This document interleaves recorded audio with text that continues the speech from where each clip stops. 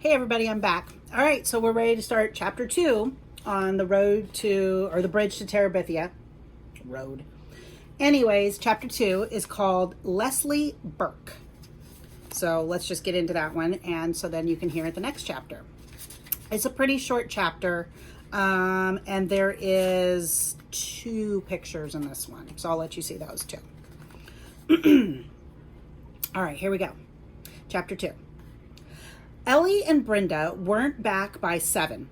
Jess had finished all the picking and helping his mother can the beans. She never canned except when it was scalding hot anyhow. And all the boiling turned the kitchen into some kind of hellhole.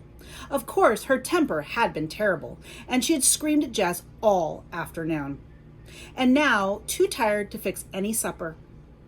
Jess made peanut butter sandwiches for the little girls and himself, and because the kitchen was still so hot and almost nauseatingly full of a bean smell, the 3 of them went outside to eat their peanut butter sandwiches. The U-Haul was still out by the Perkins place, and he couldn't see anybody moving outside, so they must have finished all of their unloading by now. "I hope they have a girl like 6 or 7, said Maybelle. "I need somebody to play with," she said. "You have Joyce Ann," he said. "I hate Joyce Ann. She is nothing but a baby." Joyce Ann's lip went out. They both watched it tremble, and then her pudgy body shuddered, and she let out a great, "Ah!" "Who's teasing the baby?" Mother yelled out the screen door. Jess sighed and poked the last of the sandwich into Joyce Ann's mouth. Her eyes went wide, and she clamped her jaws down on the unexpected gift of sandwich. Now maybe he could have some peace. He closed the screen door gently as he entered and slipped past his mother, who was rocking herself in the kitchen chair watching TV. In the room he shared with the little ones, he dug under the mattress and pulled out his pad and his pencils. Then, stomach down on the bed, he began to draw. There it is, right there. I'll show you that just for a second while I'm reading. Jess drew the way some people drink whiskey. The piece would start at the top of his muddled brain and seep down through his tired and tensed up body. Lord, he loved to draw. Animals mostly. Not regular animals like Miss Bessie or the chickens, but crazy animals with problems. For some reason, he liked to put his beasts into impossible fixes. This one was a hippopotamus just leaving the edge of a cliff, turning over and over, and you could tell by the curving lines in the air towards the sea below, where surprised fish were leaping goggle eyes out of the water. There was a balloon over by the hippopotamus, where his head should have been, but his bottom actually was, and oh, it was saying, "I have seemed to forgot my glasses." So he makes kind of goofy pictures. Jess began to smile.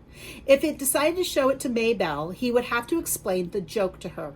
But once he did, she would laugh at the live audience like a live audience on TV. He would show the drawings to his dad, but he didn't dare. He'd like to do it, but he didn't dare. When he was in the 1st grade, he had told his dad that he wanted to be an artist when he grew up. He thought his dad would be pleased. He wasn't. "What are they teaching you in that damn school?" his father had said. "Bunch of old ladies turning my son into some kind of a..." And he had stopped on the word, but Jess had gotten the message. It was one that you did not forget, even after 4 years. The devil of it was that none of the regular teachers ever liked his drawings. When they'd catch him scribbling, they'd screech about waste. Wasted time, wasted paper, wasted abilities. Except for Miss Edmonds, the music teacher. She was the only one that he dared show anything to, and she'd only been at school 1 year, and then only on Fridays. Miss Edmonds was one of his secrets. He was in love with Miss Edmonds. Not the kind of silly stuff that Ellie and Brenda giggled about on the telephone. This was too real and too deep to talk about, even to think about very much. Her long, swishy black hair and blue eyes. She could play the guitar like a regular recording star, and she had this soft, floaty voice that made Jess squishy inside. Lord, she was gorgeous, and she liked him too. One day last winter, he had given her one of his pictures, just shoved it into her hand after class and run. The next Friday, she had asked him to stay a minute after class. She said he was unusually talented, and she hoped that he wouldn't let anything discourage him, but would keep at it. That meant, Jess believed, that she liked and thought he was the best. He was not the kind of best that counted either at school or at home, but in a genuine kind of best.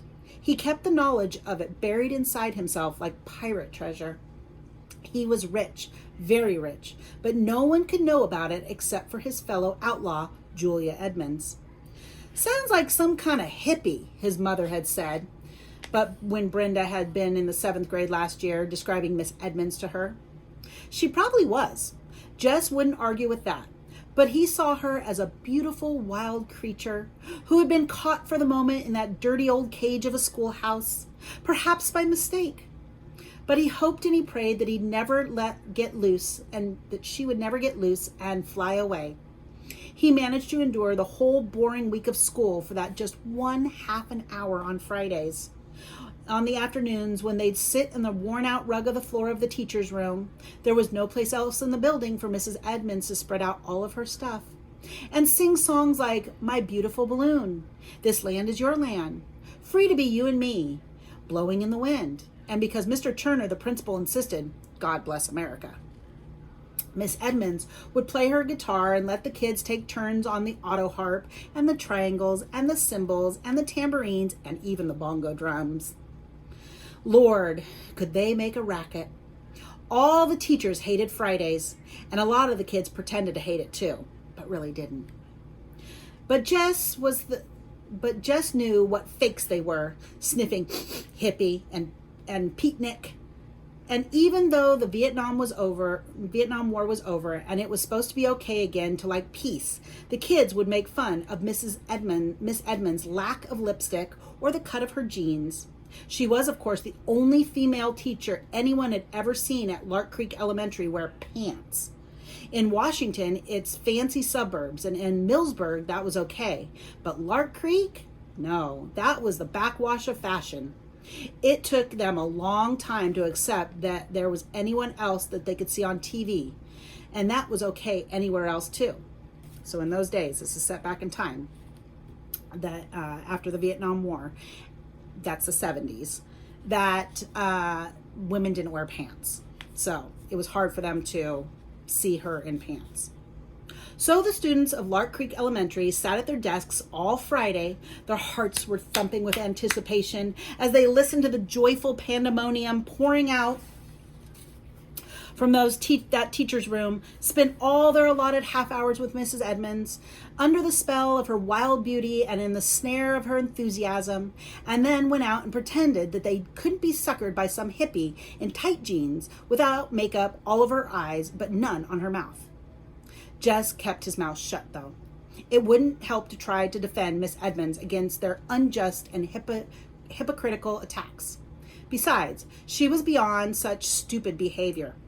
It couldn't touch her, but whenever possible, she stole a few minutes on Fridays just to stand close. He stole a few minutes on Fridays just to stand close to her and hear her soft voice, smooth as suede, assuring them that he was a neat kid. We're alike, Jess would tell himself. Me and Miss Edmonds. Beautiful Julia. The syllables rolled through his head like a ripple of guitar chords. We don't belong at Lark Creek, Julia and me. We're the proverbial diamond in the rough, she'd say to him once, touching his nose lightly with the tip of her fingertip. But it was of no use of who was a diamond and who was sparking of that muddy, grassless, dirt-bricked setting school. Jessie! Jess shoved the pad and pencil under his mattress and lay down flat, his heart thumping against the quilt. His mother was at the door. You gone milk yet? He jumped off the bed. I was just going to, he said, and he dodged around her and out, grabbing the pail from beside the sink and the stool from beside the door, and before she could ask him what he had been up to. Lights were winking out from all 3 floors of the old Perkins place. It was nearly dark, and Miss Bessie's bag was tight with milk. She was fidgeting with discomfort. She should have been milked a couple hours ago. He eased himself onto the stool and began to tug. The warm milk pinged into the pail. Down the road on an occasional truck passed by with its dimmers on. His dad would be home soon.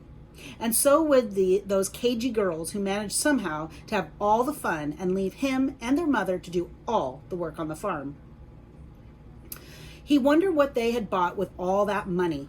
Lord, what he wouldn't give for a new pad of real art paper and a set of those marking pens. Color pouring out onto the page as fast as you could ink it.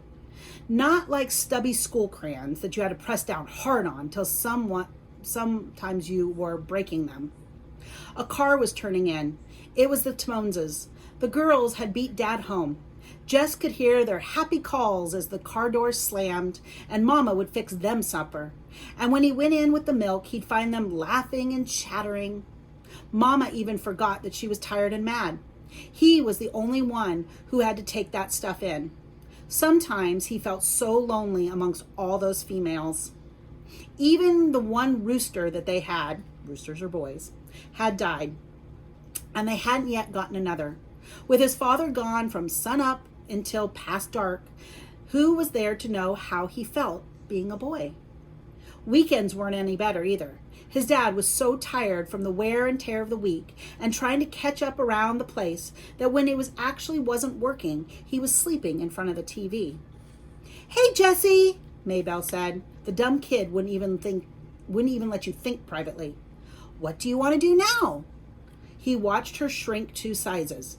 "I got something to tell you," and she hung her head. "You ought to be in bed," he said huffily, mad at himself for cutting her down. "Ellie and Brenda got home." Came home, he said.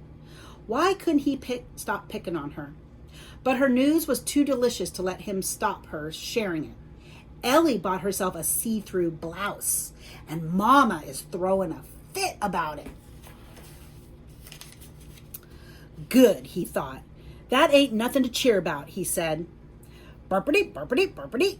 Daddy! Maybelle screamed with delight and started running for the road. Jess watched his dad stop the truck, lean over to unlatch the door so that Maybelle could climb in. He turned away. Darn lucky kid.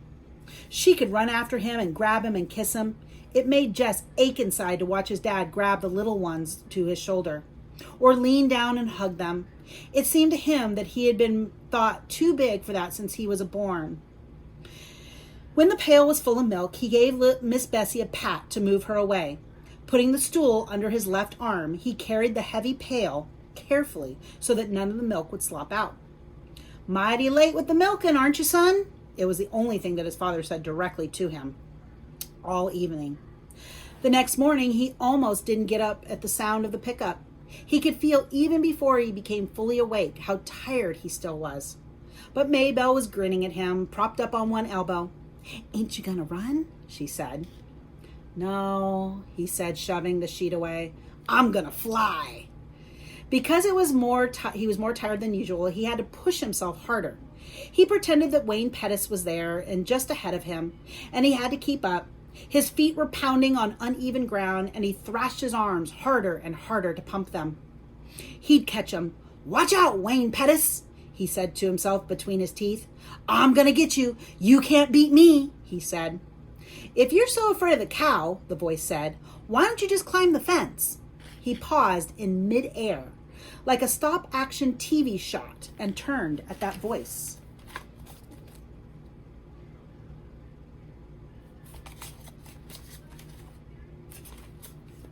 Almost losing his balance to face that questioner, who was sitting on the fence nearest the old Perkins place, dangling his bare brown legs.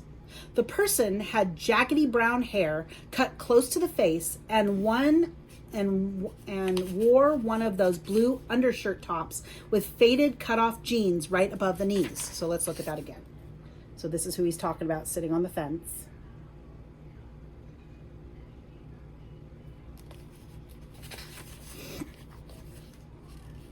Okay, I read that. He couldn't honestly tell whether it was a boy or a girl. Hi, he said, or she said, jerking his or her head towards the Perkins place. We just moved in there. Jess stood there just staring. The person slid off the fence and came towards him. "I thought we might as well be friends," it said.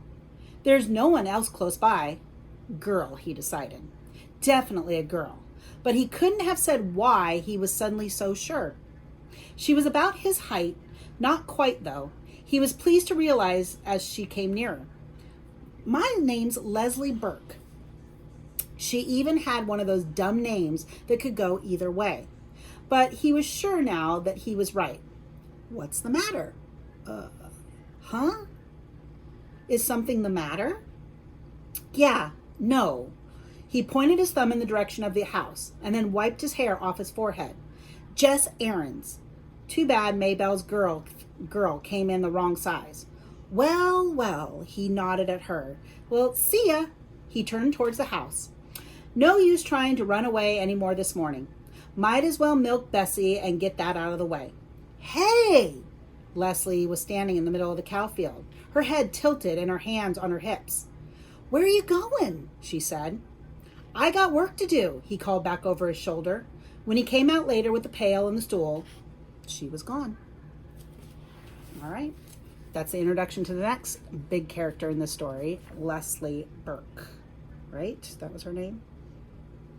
So, we've got a new character, and I assume she's going to become friends with our buddy Jesse.